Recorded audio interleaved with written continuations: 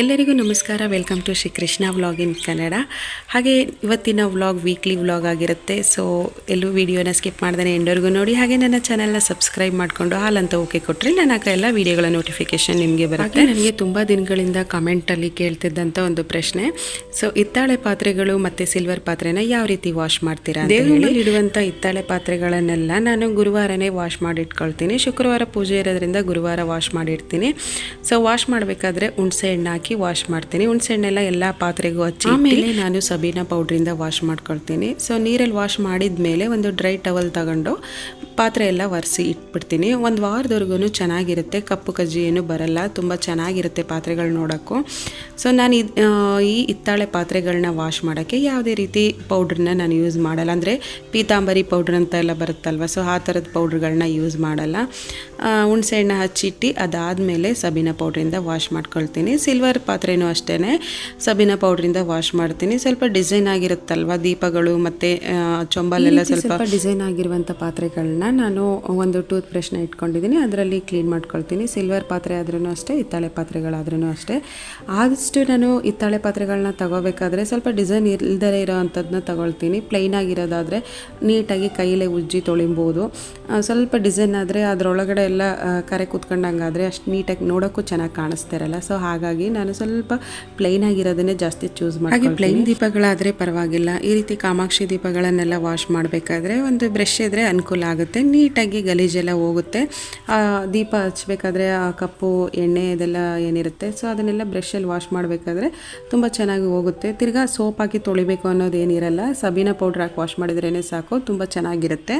So ಅದ್ರ ಜೊತೆಗೆ ನನಗೆ ಉರುಳಿನ ಎಲ್ಲಿ ತೊಗೊಂಡ್ರಿ ಅಂತ ಕಮೆಂಟ್ ಆಗಿ. ನನ್ನ ಹತ್ರ 2 ಉರುಳಿಗಳಿದೆ. ಸೊ 2ರಲ್ಲಿ ನಾನು ಒಂದನ್ನು ತಿರುಪತಿಗೆ ಹೋಗಿದ್ದಾಗ ತೊಗೊಂಡು ಬಂದಿದ್ದೆ, ಇನ್ನೊಂದು ಹಿತ್ತಾಳೆ ಪಾತ್ರೆ ಅಂಗಡಿಯಲ್ಲಿ ತಂದಿದ್ದು.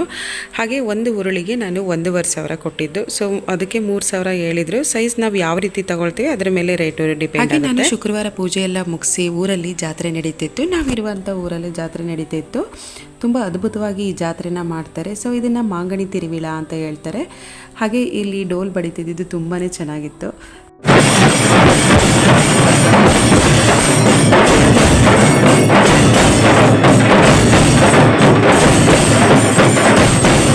ಈ ಜಾತ್ರೆ ವಿಶೇಷತೆ ಏನು ಅಂತ ಅಂದರೆ ಮಾವಿನ ಹಣ್ಣಿನ ಜಾತ್ರೆ ಅಂತ ಹೇಳ್ತಾರೆ.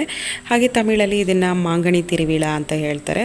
ಸೊ ತಿರುವಿಳ ಅಂತ ಅಂದರೆ ಜಾತ್ರೆ ಅಂತಲೇ ಅರ್ಥ. ತೇರಲ್ಲಿರುವ ದೇವರ ಹೆಸರು ಪಿಚ್ಚಾಂಡೇಶ್ವರರಂತ ಶಿವನ ದೇವರು.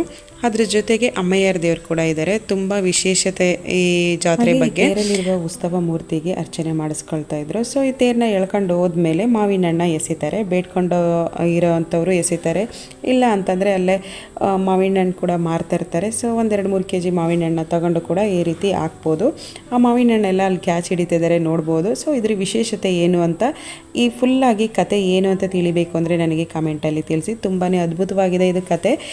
ಯಾಕಾಗಿ ಈ ಉತ್ಸವನ ಮಾಡ್ತಾರೆ, ಮಾವಿನ ಹಣ್ಣ ಯಾಕಾಗಿ ಹಿಂಗೆ ಹಾಕ್ತಾರೆ, ಜನರು ಯಾಕೆ ಮಾವಿನ ಹಣ್ಣ ಈ ರೀತಿ ಇಟ್ಕೊಳ್ತಾರೆ ಅಂತ ಅನ್ನೋದ್ರ ಬಗ್ಗೆ ಫುಲ್ ಡೀಟೇಲ್ ಆಗಿ ನಾನು ಒಂದು ವ್ಲಾಗ್ ಮಾಡಿ ಹೇಳ್ತೀನಿ. ತುಂಬಾ ವಿಶೇಷವಾಗಿದೆ ಇದು ಕತೆ. ಮಾವಿನ ಹಣ್ಣು ಹಾಕೋಣ ಅಂತ 1 kg ಮಾವಿನ ಹಣ್ಣು ತಗೊಂಡೆ. ಸೊ ನಾನು ಹಾಕೋ ಅಷ್ಟರಲ್ಲಿ ಒಬ್ಬರು ಪ್ರೆಗ್ನೆಂಟ್ ಲೇಡಿ ಬಂದು ನನಗೆ ಮಾವಿನ ಹಣ್ಣು ಕೊಡಿ ಅಂತ ಕೇಳಿದರೆ ನಾನು ಅವ್ರಿಗೆ ಕೊಟ್ಬಿಟ್ಟೆ. ಅದಾದಮೇಲೆ ನಾವು ದೇವಸ್ಥಾನಕ್ಕೆ ಹೋಗಿ ಅಲ್ಲಿ ಅರ್ಚನೆ ಎಲ್ಲ ಮಾಡಿಸ್ಕೊಂಡು ಬೀಚಿಗೆ ಹೋಗಿ ಏನು ಮಾಡ್ತೀಯಾ? ಫಸ್ಟು ಕವರಲ್ಲಿ ಶೆಲ್ ಕಲೆಕ್ಟ್ ಮಾಡ್ತೀನಿ. ಏಡಿ ಏನಾದರೂ ಐತಂದ್ರೆ ಅಲ್ಲಿ ಇಟ್ಕೊಂಡು ಏಡಿ ಸಾಕಕ್ಕ. ಆಮೇಲೆ ಬೀಚಲ್ಲಿ ಏಡಿ ಹಿಡಿಯಕ್ಕೆ ಹೋಗ್ತಿದ್ಯಾ? ಆಮೇಲೆ ಓಡ್ ಬಂದು ನೀರು ಗಿಡಕ್ಕೆ ಹೋಗ್ಬೇಕಾದ್ರೆ ಯಾರನ್ನಾರು ಇಟ್ಕೊಂಡು ಹಂಗೆ ತಂದಿರ್ತೀನಿ. ಯಾರನ್ನಾರು ಹಿಡ್ಕೊಂಡು? ಯಾರನ್ನ ಹಿಡ್ಕೊತೀಯ? ನಿಮ್ಮನೆ. ಹಾ ಏನು ನೋಡಕ್ಕೆ ಹೋಗ್ತಿದ್ದೀರಾ? ಬೀಚ್ ನೋಡಕ್ಕ? ಆಟ ಆಡಕ್ಕಲ್ವಾ? ಸುಮ್ಮನೆ ನೋಡ್ಕೆ ಒಳಗೆ ಬರ್ತೀರಾ? ನೀರನ್ನ ಮುಟ್ಟಕ್ಲ, ಹಾಗೆ ಮುಟ್ಕೊಂಡು ಆಚೆಗೆ ಬರ್ತೀರಾ? ಆಟ ಆಡಲ್ಲ ತಾನೇ? ಹಾಗೆ ಇದು ಸ್ಯಾಟರ್ಡೇ ದಿನ. ಸೊ ಮನೇಲಿ ನೆಂಟರಿದ್ರು. ನಾವು ತುಂಬ ದಿನ ಆಗಿತ್ತು ಹೋಗಿರಲಿಲ್ಲ, ಬೀಚ್ ಹತ್ರನೇ ಹೋಗಿರಲಿಲ್ಲ, ಆಟಾಡೂ ಇರಲಿಲ್ಲ. ಸೊ ಹಾಗಾಗಿ ಇವರೆಲ್ಲ ಇದ್ರಲ್ಲ ಅಂತ ಹೇಳಿ ಬೀಚ್ ಹತ್ರ ಕರ್ಕೊಂಡೋದ್ವಿ.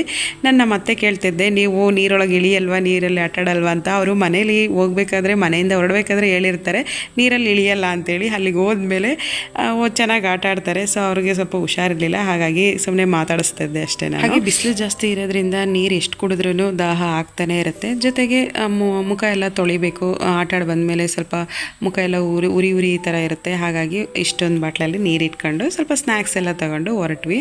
ನಮ್ಮ ರಿತ್ವಿಕಂತೂ ಫುಲ್ ಖುಷಿ. ಅಲ್ಲಿಗೆ ಹೋದ್ಮೇಲೆ ಮಕ್ಕಳೆಲ್ಲ ಖುಷಿಲಿ ಆಟ ಆಡೋಕ್ಕೆ ಸ್ಟಾರ್ಟ್ ಮಾಡಿದರು. ಸೊ ಅವ್ರನ್ನ ಆಟ ಆಡೋಕ್ಕೆ ಬಿಟ್ಟು ನಾವು ಒಂದು ಸ್ವಲ್ಪ ಹೊತ್ತು ನೋಡ್ತಾ ಕೂತ್ಕೊಂಡು ಆಮೇಲೆ ಆಟ ಆಡೋಕ್ಕೆ ಹೋದ್ವಿ. ಅವ್ರು ಆಟ ಆಡಿ ಮುಗಿಸಿದ ಮೇಲೆ ಸೊ ಜೊತೆಲಿ ಸೇಫ್ಟಿಯಾಗಿ ಮಕ್ಕಳು ಕೈ ಹಿಡ್ಕೊಂಡು ಆಟ ಆಡಿಸ್ಬೇಕು. ನೀರೊಳಗೆ ಆಟ ಆಡಿ ಆದಮೇಲೆ ಇವ್ರದ್ದೊಂದು ಆಟ ಶುರು ಮಾಡ್ಕೊಂಡ್ರು. ಇಲ್ಲಿ ಯಾರು ಹೈಟಾಗಿ ಗೋಪುರನ ಕಟ್ತಾರೆ ಅಂತ ಹೇಳಿ ಟೈಮ್ ಫಿಕ್ಸ್ ಮಾಡ್ಕೊಂಡು ಆಟ ಆಡ್ತಾಯಿದ್ರು. ಅವ್ರ ಜೊತೆಗೆ ನಮ್ಮ ಅಕ್ಕನೂ ಕೂಡ ಸೇರ್ಕೊಂಡಿದ್ರು ಆಟ ಆಡೋಕ್ಕೆ. ಯಾರು ಜಾಸ್ತಿ ಹೈಟಾಗಿ ಗೋಪುರನ ಕಟ್ತಾರೆ 5 ಮಿನಿಟ್ಸ್ ಒಳಗೆ ಯಾರು ಹೈಟಾಗಿ ಗೋಪುರ ಕಟ್ತಾರೆ ಅಂತ ಆಟ ಆಡ್ತಾಯಿದ್ರು. ಸೊ ಇವ್ರದ್ದು ಲಾಸ್ಟಲ್ಲಿ ಏನಾಗ್ಬಿಡ್ತು ಅಂದರೆ ಕಟ್ಟಿ ಮುಗಿಸಿ ಯಾರು ವಿನ್ ಆಗಿದ್ದಾರೆ ಅಂತ ಹೇಳೋಷ್ಟರಲ್ಲಿ ಅಲೆ ಬಂದು ಹೊಡೆದ್ಬಿಡ್ತು. ನಮ್ಮ ಅಕ್ಕ ಕಟ್ಟಿದ್ದು ಸ್ವಲ್ಪ ಹೈಟಲ್ಲಿತ್ತು, ಎಲ್ಲ ಕೆಳಗಂಗೆ ಕುಸ್ತು ಬಿದ್ದೋಯ್ತು. ಅದೊಂಥರ ಚೆನ್ನಾಗಿತ್ತು ಎಕ್ಸ್ಪೀರಿಯೆನ್ಸು. ಆಟ ಆಡಿದ್ದು ಮಕ್ಳ ಜೊತೆ ಆಟ ಆಡಿದ್ದು ಮತ್ತು ನಾವು ಹೋಗಿ ನೀರಲ್ಲಿ ಆಟ ಆಡಿದ್ದೆಲ್ಲ ಎಕ್ಸ್ಪೀರಿಯೆನ್ಸ್ ಚೆನ್ನಾಗಿತ್ತು. ಸೊ ನಾವಂತೂ ದೂರದಲ್ಲಿ ಇರೋದ್ರಿಂದ ಯಾರು ನೆಂಟರು ಬಂದ್ರೇ ಸಾಕು ಕಾಯ್ತಾ ಇರ್ತೀವಿ. ದೂರದಲ್ಲಿ ಇದ್ರೇ ಜಾಸ್ತಿ ಸ್ವಲ್ಪ ಸಂಬಂಧಗಳ ಬೆಲೆಗಳು ಗೊತ್ತಾಗುತ್ತೆ ಅಂತ ಹೇಳ್ತಾರಲ್ಲ, ಅದು ನಿಜನೇ. ಯಾರು ಬಂದರೆ ಸಾಕು ನಮಗೆ ಅವ್ರ ಜೊತೆ ಎಲ್ಲ ಸೇರಿ ಹೊರಗಡೆ ಹೋಗೋಕ್ಕೆ ಆಗಿರ್ಬೋದು. ಸೊ ಖುಷಿಲಿ ಇರೋದಂತೂ ಭಾಳ ಖುಷಿ ಅಂತ ಅನಿಸುತ್ತೆ ನನಗಂತೂ. ಬೀಚ್ ಹತ್ರ ಏನೆಲ್ಲ ಸ್ನ್ಯಾಕ್ಸ್ ತಗೊಂಡೋಗಿದ್ದೆ ಅದನ್ನೆಲ್ಲ ಕೂತ್ಕೊಂಡು ಆರಾಮಾಗಿ ಟೈಮ್ ಸ್ಪೆಂಡ್ ಮಾಡ್ಕೊಂಡು ತಿನ್ಕೊಂಡು ಮನೆಗೆ ಬಂದ್ವಿ. ಈವ್ನಿಂಗ್ ಟೈಮ್ ನೋಡಿದ್ರೆ ನಮ್ಮ ಮನೆಯವರು ಹಲಸಿನ ಹಣ್ಣು ತಂದಿದ್ರು. ನಮ್ಮ ಮನೆಯವ್ರಿಗೂ ಹಲಸಿನ ಹಣ್ಣು ಕುಯ್ಯೋಕ್ಕೆ ಬರಲ್ಲ, ನನಗೂ ಹಲಸಿನ ಹಣ್ಣು ಕುಯ್ಯೋಕ್ಕೆ ಬರಲ್ಲ. ಅವ್ರ ಅಕ್ಕ ಹಲಸಿನ ಹಣ್ಣು ನಾನು ಕುಯ್ಯಿ ಕೊಡ್ತೀನಿ ತಗೊಂಡು ಬಾ ಅಂತ ಹೇಳ್ತಾಯಿದ್ರು. ಸೊ ತಂದ ತಕ್ಷಣ ಹಲಸಿನ ಹಣ್ಣೆಲ್ಲ ನೀಟಾಗಿ ಕಟ್ ಮಾಡಿಕೊಟ್ರು. ತೋಳೆ ಎಲ್ಲ ನೀಟಾಗಿ ಬಿಡಿಸಿ ಒಂದು ಪಾತ್ರೆಗೆ ಹಾಕೊಂಡು ಇಟ್ಕೊಂಡ್ರೆ ನೀಟಾಗಿ ತಿನ್ಬೋದು, ಹಂಟೆಲ್ಲ ಬಿಡಿಸಿ ಇಟ್ಕೊಂಡ್ರೆ ಅಂತ ಎಲ್ಲನೂ ಕಟ್ ಮಾಡಿಕೊಡ್ತಾಯಿದ್ರು. ಸೊ ಇಲ್ಲೂ ಕೂಡ ಇಷ್ಟು ದೊಡ್ಡ ಹಲಸಿನ ಹಣ್ಣು ಸಿಗುತ್ತಾ ಅಂತ ಅವರು ಆಶ್ಚರ್ಯದಿಂದ ಕೇಳ್ತಾ ಇದ್ರು. ಇವರೆಲ್ಲ ಬಂದು 1 ವೀಕ್ ಆಗಿತ್ತು. ಸೊ ಇವಾಗ ಹಾಸನ್ಗೆ ಹೊರಡ್ತಾ ಇದ್ದಾರೆ. ನಾವು ಟ್ರೈನ್ ಹತ್ಸೋಗೋಣ ಅಂತ ಬಂದ್ವಿ. ನಮ್ಮ ಮನ್ಸಿಕ ಅಂತೂ ಕಳ್ಸೋಕ್ಕೆ ರೆಡಿ ಇಲ್ಲ.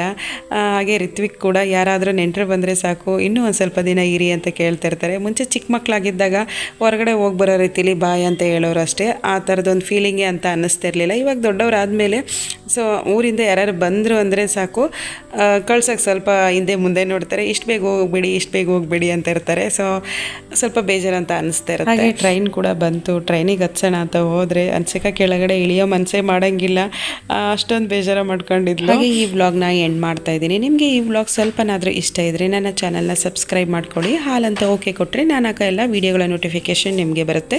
ಸಿಗೋಣ ಮುಂದಿನ ವ್ಲಾಗಲ್ಲಿ. Thank you for watching.